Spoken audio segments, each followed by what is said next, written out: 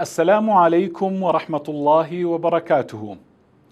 پێغەمبەری خوا عەلەیهی سەڵات وەسەلام دەفەرمێتن هیچ ڕۆژێک نییە کردەوەی تێدا خۆشەویستتر بێتن لای خوای پەروەردگار وەک ئەم دە ڕۆژەی مانجی حاجیان.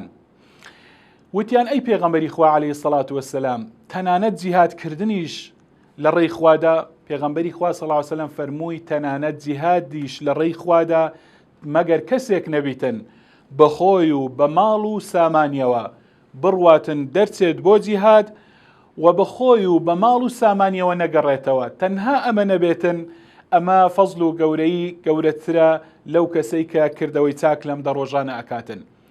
خۆشەویستان، اینجا کردەوەی چاک کامە کردەوەی چاک بکەین لەم دە ڕۆژانەدا؟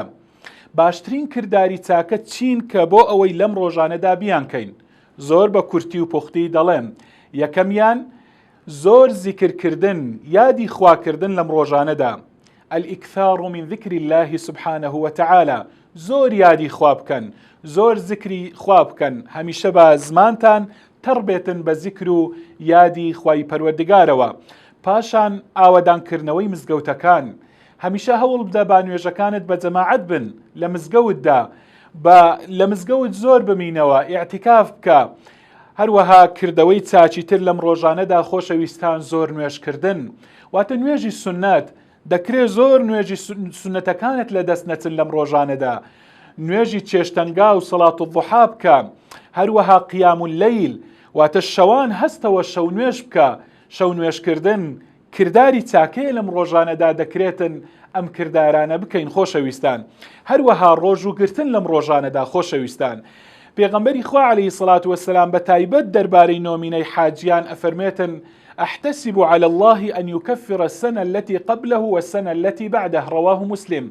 دەفەرمێ هیوادارم یعنی لای خوای پەروەردگار کەوە ئەم ڕۆژە هەر کەسێک ئەم ڕۆژە بگرێتن گوناهی 2 ساڵی خوای گەورە لە گوناهی 2 ساڵی خۆش بێت، ساڵێکی پێشووتر و ساڵێکی دواتر.